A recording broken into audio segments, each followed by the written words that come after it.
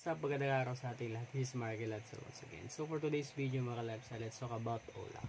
So mga ka-lifestyle, huwag po kayong matakot kung wala kayong mga formal legal complaint na pinangahawakan na mga documents na galing mismo sa SEC or sa NPC against sa mga OLA nyo.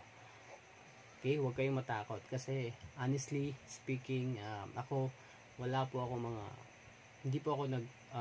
wala po talaga akong mga documents na pinanghahawakan with notaryo na mga abogado. Nag-complain na kami doon sa NBI yon. Inindicate namin doon yung mga OLA namin. Yun, sa tingin ko okay na yon. Kasi meron akong mga nababasang chismis or nababasang mga comments na invalid or yung mga complaint natin sa mga OLA if ever, kasi wala tayo daw mga documents na pinanghahawakan. Actually, may point naman sila. May point naman yung nabasa ko. Pero sa tingin ko mga ka-lifestyle, kahit wala na tayong mga ganitong klaseng documents na pinanghahawakan,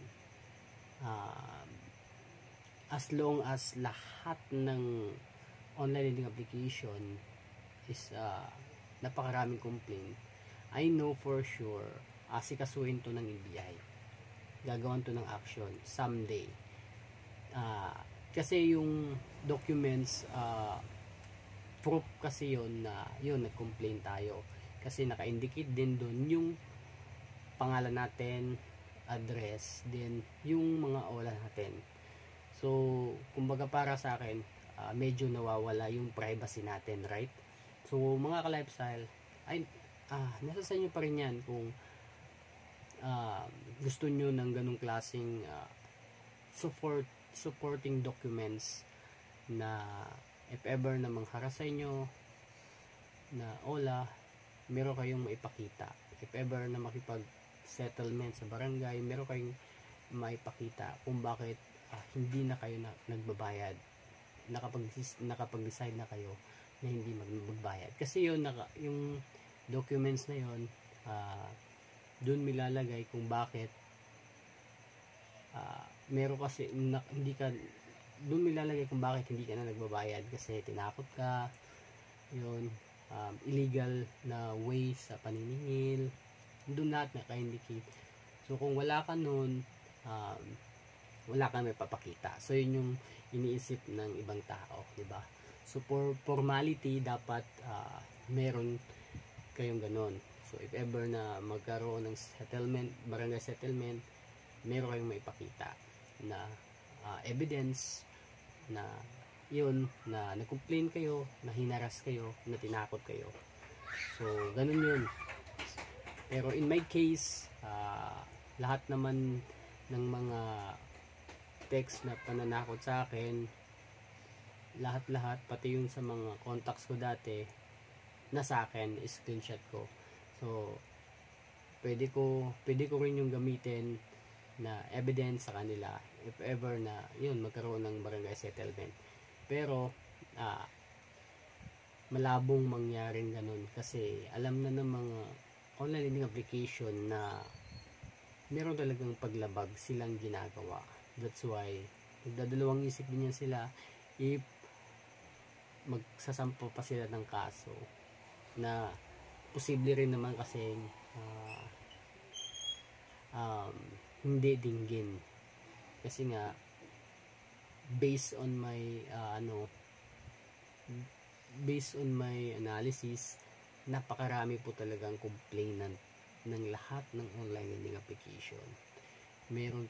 Maraming mga naluloko pa, like for example yung mga partial payment na meron nga mga nag full payment pero hindi nag-reflect sa apps. Kumbaga hindi na wala yung amount na utang nila, nandun pa rin. So maraming mga incident until now na nangyayari talaga until now. So suggestion ko lang, yung magpa-partial kayo or magpa-full payment, mag-observe kayo ng maayos o kilatisin nyo ng maayos yung babayaran nyo, yung apps. Kasi posibleng hindi mag-reflect. Yun, meron nangyayari pa rin to. So, sa lahat ng mga, singit ko na rin din, sa lahat ng mga may due account dyan, na walang-wala talagang ibabayad, hindi alam ang gagawin, please, kalma lang po kayo. Huwag po kayong matakot, okay? Huwag po kayong matakot. Relax lang kayo. Walang-wala talaga kayong ibabayad, deadman nyo lang. Walang mangyayari masama sa inyo. Actually, lahat talaga ng online lending application is unang-una pa lang lumalabag na sila sa batas. Kasi lahat ng mga contacts mo na hindi nilagay as a reference sa apps is tinatawagan nila. So, meron ng data privacy. So, yun, wala. So, yun, doon lumabag na sila. So, almost lahat ng online lending application na makikita mo sa lahat ng social media is harass talaga, and then lumalabag talaga sa SEC. So, then sa lahat din ng mga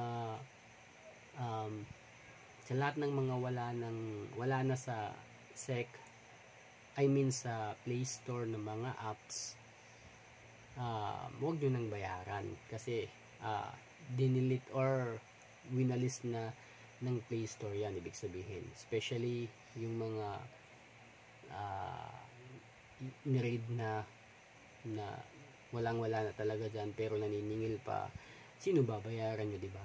Meron ding mga online lending application na nasa Play Store pa pero meron ng cease and desist order.